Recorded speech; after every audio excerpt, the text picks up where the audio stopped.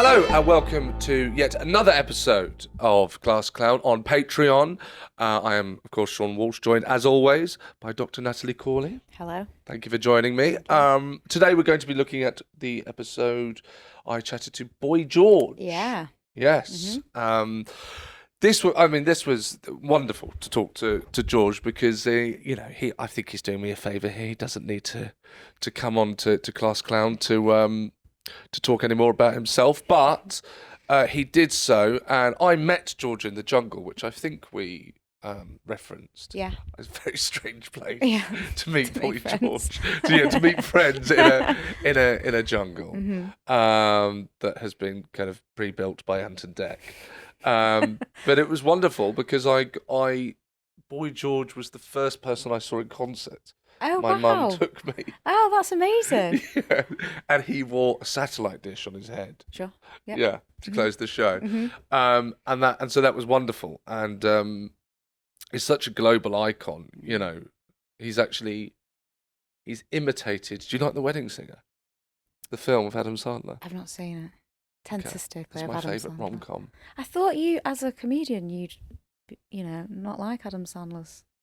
Why was you? I What? thought people thought he was very What? Say it. slapstick. Like What's wrong with slapstick? Route One. Route One. That's a comedy phrase, right? Yeah. Route One? Yes, it is a comedy phrase. Yeah, I love Route One. No, I don't know. I love Adam's. Well, I love Wedding Singer. Okay. Yeah. And he's imitated in Wedding Singer. Oh, right. He's an icon. Icon, yeah. And so he came in, and of course he was going to have an interesting childhood, and it was fascinating to talk to him about that and how that's helped lead him to the person that he is today. What do you think, I suppose, stood out to you watching the show? Something that came across was a real strong sense of who he was from very early on. And very unapologetic, Yes. despite critique, bullying, name calling. Yes. He was just very brave about it. He went to a concert on his own at 11. He seemed to do that a lot. Yeah, very lone wolf, self-reliant, independent. Yes. Out on watching. He seemed to identify so much with music. Music was a huge part of who he Forming his identity. identity, yes, and becoming who he is. And mirroring back to him probably what he was feeling internally. It's called twinship, when you see something and you think, oh, that's me, I relate to that, and I want to be like that. It's quite empowering.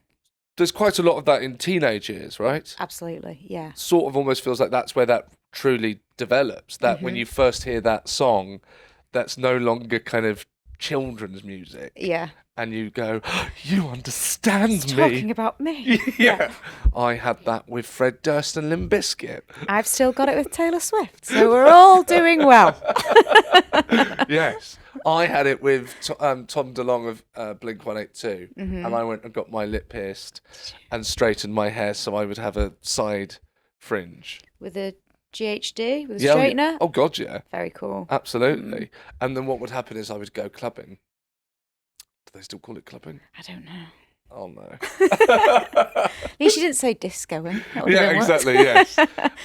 And as soon as you kind of jumped up and down for about, 4 seconds, you would sweat. Oh, yeah. And what would happen is that the GHDs were doing nothing then, and then I would have this kind of twirly little pig, like kind of tail in my pig's tail on the front of my head, and that was humiliating. Yeah, there we go. So that's It's a good image. Yeah, what's it called? Twinship. Twinship. Right. So he discovered twinship quite relatively early. Then. Yeah. At 11. Sounds like it, yeah. And he felt he had the confidence of being who he really felt he was, even though even teachers were putting him down, calling him names.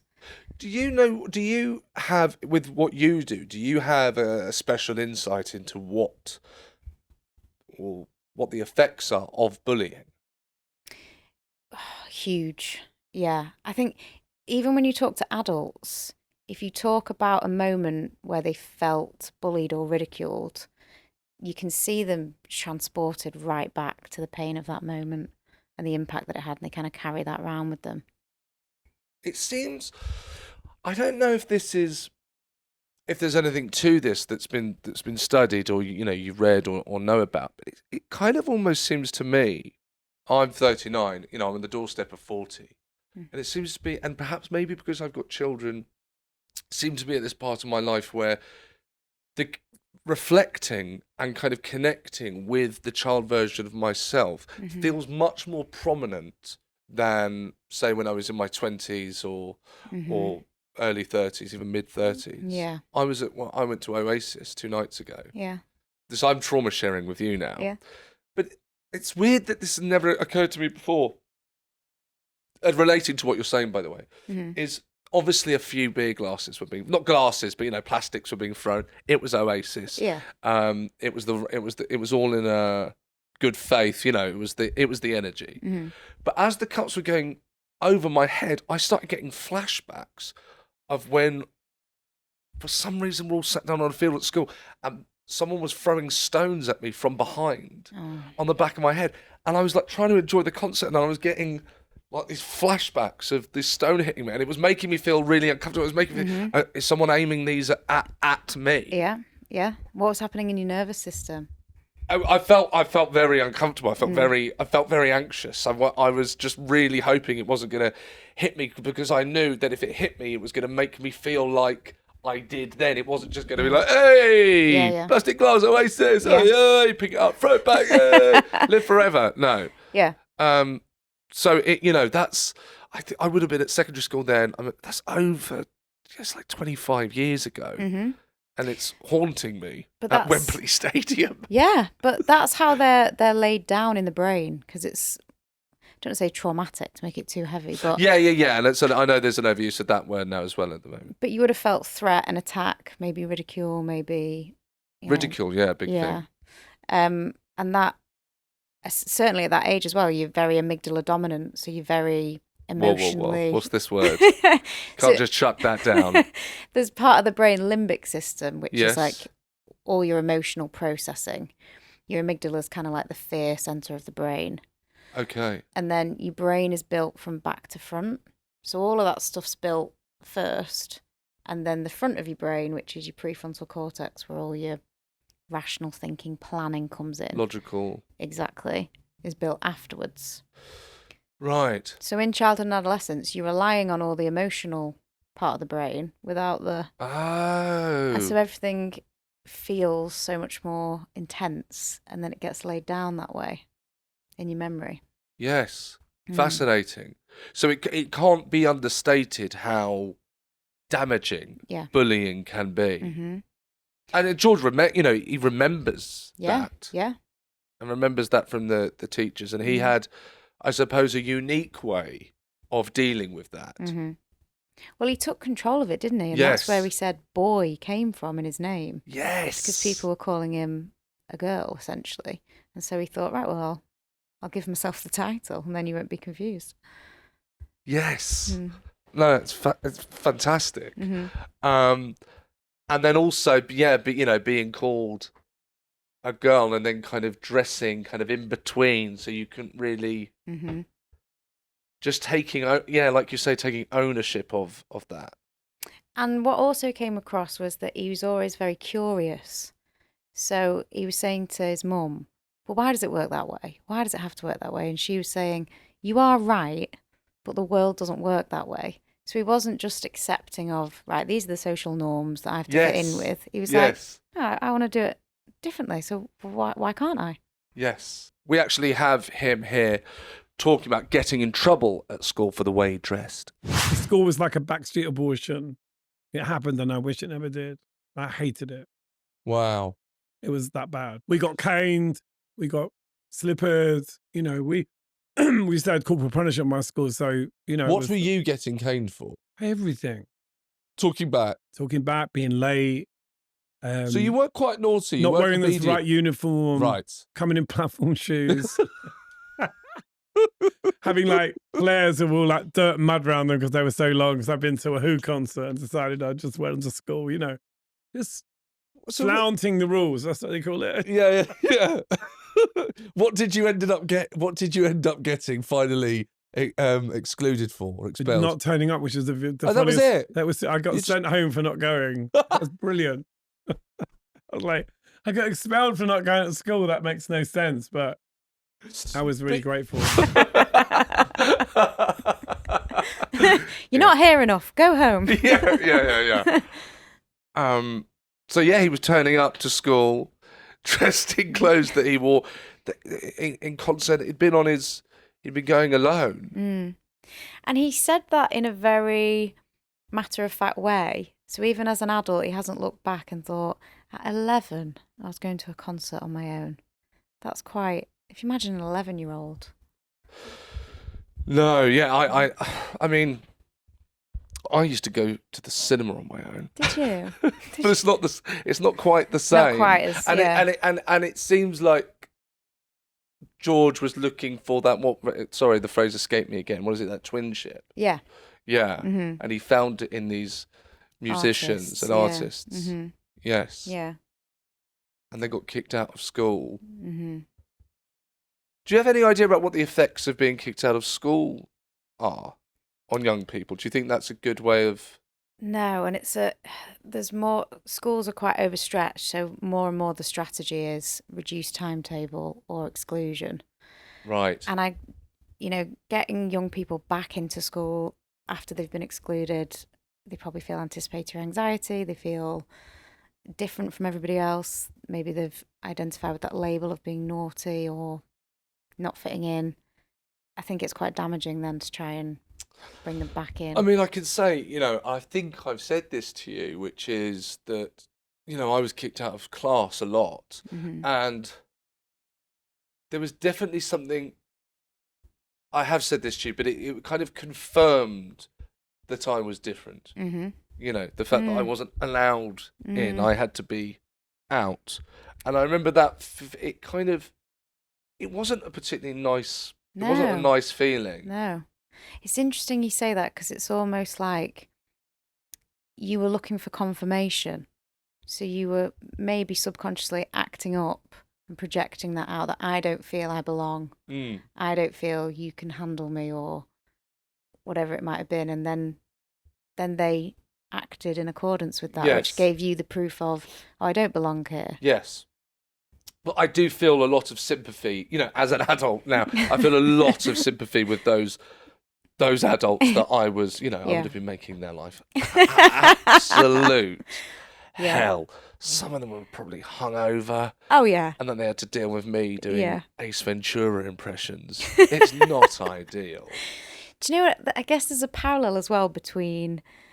I remember being in school, I don't know if you experienced this, but within 3 minutes of a substitute teacher being in the room, the class knew whether they had control or not.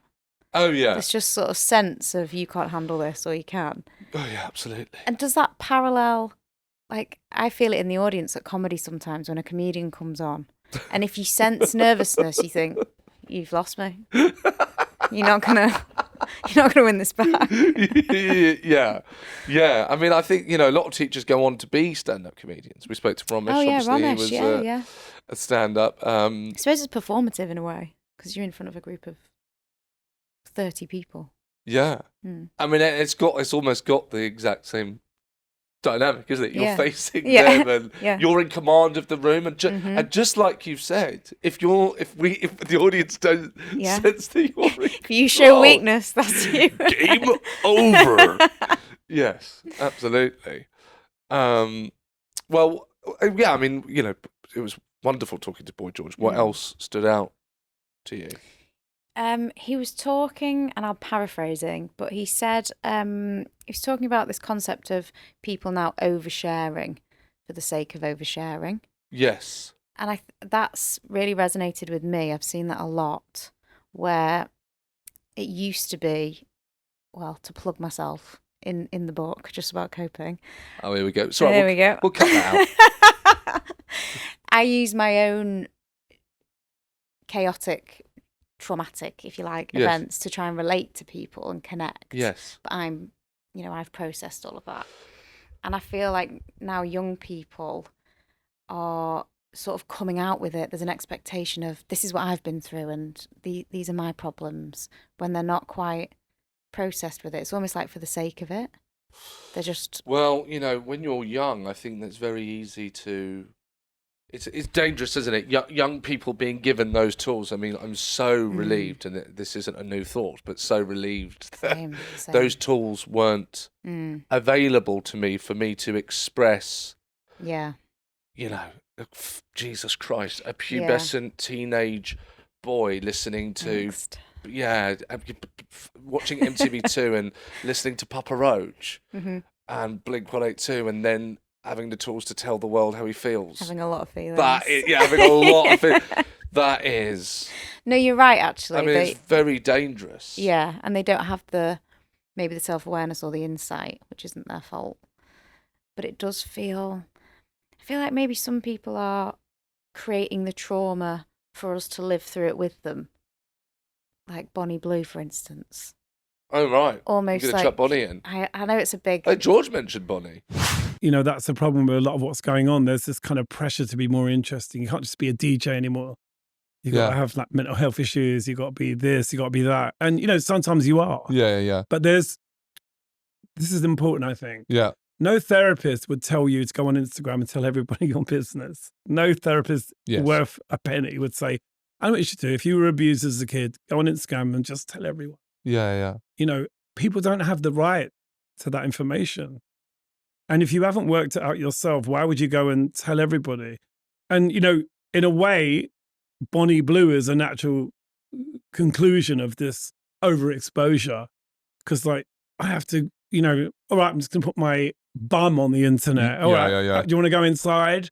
Gets to the point where there's such a pressure to be interesting and to tell everyone everything when you haven't really worked out yourself. You put yourself in a very dangerous situation. And the fact that we can all now talk to each other and argue with each other, but we're doing it in such a destructive way, it's just mind-blowing. There you go. Is that what you were getting at? Yeah, because he talks about overexposure. And there is a thing of, there's often a secondary trauma when somebody talks about their trauma and isn't believed or isn't responded to well. So can you imagine if you talked about your trauma on Instagram and the amount of trolls or misinformed people? Imagine getting those messages back. I just think must be so damaging. Yes. And then there's this pressure to tell us more, we want all the details. And maybe if that's not processed, you're putting it out there. I just can imagine the psychological consequences to be Why do you enormous. think young people in particular want to do that? And I suppose I might not even be asking you there as a doctor, just to kind of, I was going to say off record. It's not off record. We are recording. Very much on record. Yeah. But, I guess it's like the thing seems to be that we take something and then we run with it, or we roll it out to the thinnest amount it'll be. So it is helpful to share, and it's helpful to normalise and come together as groups. And now that's become a let's share with 2 million people. It's dangerous when you've got people making very open posts. I've been guilty of it myself sometimes, where I feel hurt by something in the public sphere, and I've kind of voiced or articulated that, and you get you get people saying I hope you're okay, and you get people saying that they to ignore the things that you've seen. There's something very temporarily healing about it. It does make you feel better, but for 8 seconds, and then you're back at square one. And it's not something I would advise. And actually, having done it myself, whenever I get the urge to do it, because these platforms are there. I mean, what are they there for? They're there to voice everything, to record yourself, to post it. What do you think? It says, "What are you thinking?" Yeah. It entices you in. Yeah, absolutely. Yeah, and you're right. That validation gives you that dopamine hit, but it's Definitely. very temporary, and then it's not it's not a solid way of dealing with whatever it is you've got to deal with. I mean, I think it's very, but being young is about screaming, isn't it? Yeah, it is. That's what it's about, is going out, being loud, and what I'm so glad we don't. Oh, God. Oh, thank God. But we digress. You were going to mention Bonnie Blue. Yeah, she there's all this speculation about, is this from trauma? Is this a shame response? And she's very much spoken out that it's empowering and it's my choice and it's something I want to do. But I watched a documentary and her... Okay, I've not seen this. I'm not sure whether I want to, but go on. It's interesting. Yes. It's definitely interesting. And she's chosen her manager or producer, and he is actually... So I was saying before, I work in residential care settings with complex mental health in young people. Yes. And she's chosen a manager from one of those residential settings who's used to working with developmental trauma and abuse and neglect to be her, the person that she spends the most time with, the person that organises her life. And I just think, speculation, but that's an interesting link that she's... Interesting. But yes, but Boy George mentioned her there. George was saying that was the kind of... That was the result. Yeah, of how far that could go. I think that's a very interesting point, and that's very... I would agree with that. You can't start... He's absolutely right. You can't, in the early noughties, you can't start with that. It has to start with, what are you thinking on Facebook, and what's your favourite song? and then it ends there. Where can it go? In a bukkake. Yeah. Sorry, ladies and gentlemen, I apologise, but it is nonetheless true. Yeah. Right, we have a clip here of George, and this is George. This is now George talking about family. My dad's family were very, very, very Irish. So my auntie Kitty, there were people that we'd always go and see, and they were very Irish, black hair, green eyes, Yeah. And just very, just things that happen. Like, for example, I'm not even sure if I'm allowed to say this. One of my uncles left home for 10 years, left his family for 10 years, maybe longer. And then one day just turned up and nobody said a word. Uncle Jim just appeared with a big glass of cider. And it was, but other people have told me stories are quite similar. Like, oh yeah, that happened to me. I mean, we laugh, but... It's reality. Yes. Yeah. What do you make of that? I mean, it's just denial, compartmentalization on another level, isn't it? Yeah. I guess maybe driven by shame. I feel shame that you've left, or feel abandoned. I don't want to know. So we'll just pick up where we left off. Yes. Nobody will ask. But also, that must have been co-authored by the whole family.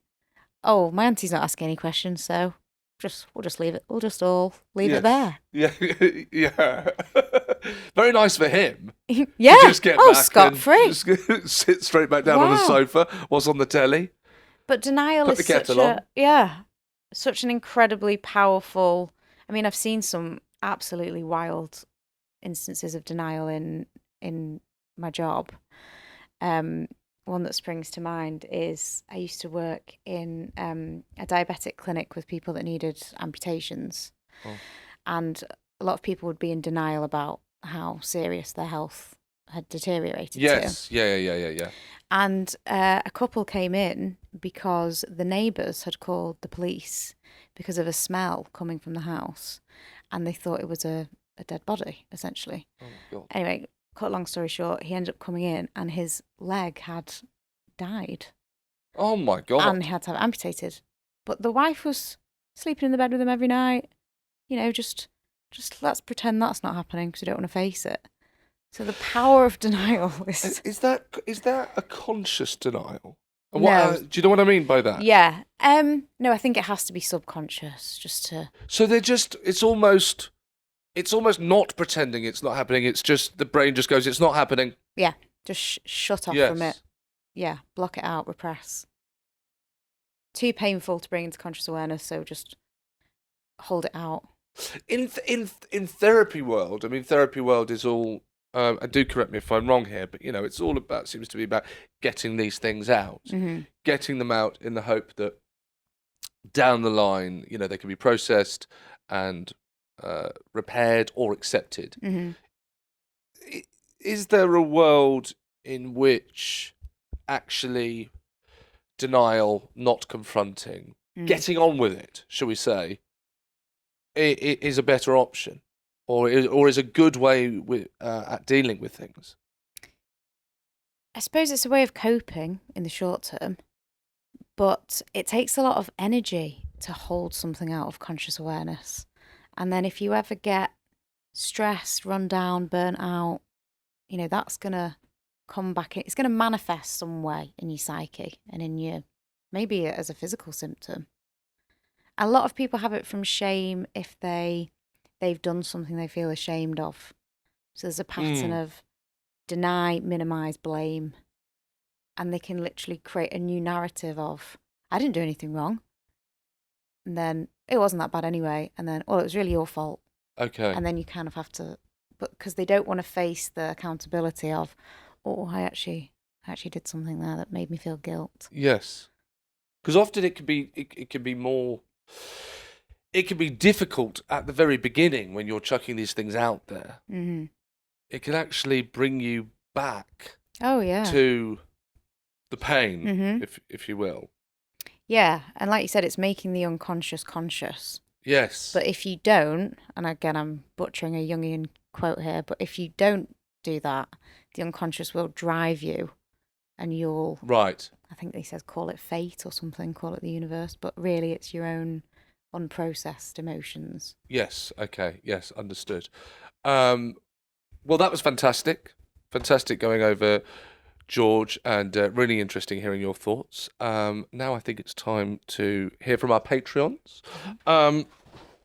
We've asked our Patreons to send in some of the naughty things they got up to when they were younger for a bit of light relief at the end. And here we have Anonymous. Get them anonymous. But I like this one. Once upon a time, at Reading Festival, I was being kicked out of the festival for crowdsurfing too much. That's... Oh, is that all? Yeah, kicked out at I thought there was going to be some shocking ending. That's...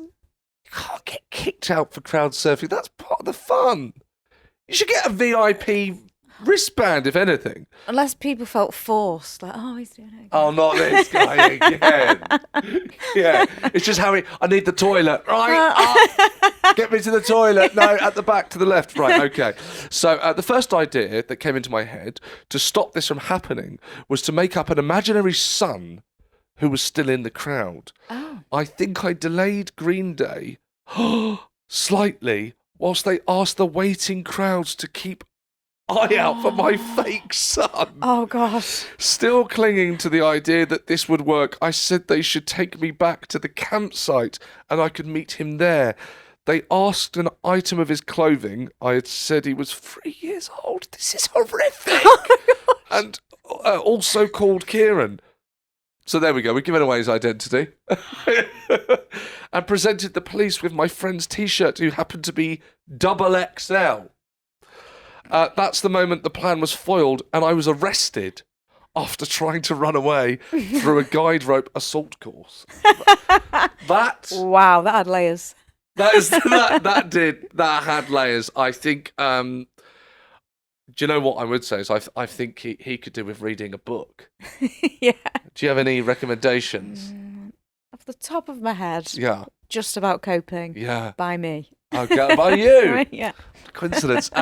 There we go. I mean, I have to say, I did love that story. That is a lot, though. You've got to... Postponing Green Day to look for a child. Yeah. Well, wow. And he got arrested. He's done his time. Yeah. We forgive you. Yeah. Well, that's all from the Class Clown Patreon episode this week. Please join us next week for another episode and recommend to your friends. Get people on board. We'd love to have you here and we need your support to keep this going. So I've been Sean Walsh, joined as always by Dr. Natalie Corley. See you next time.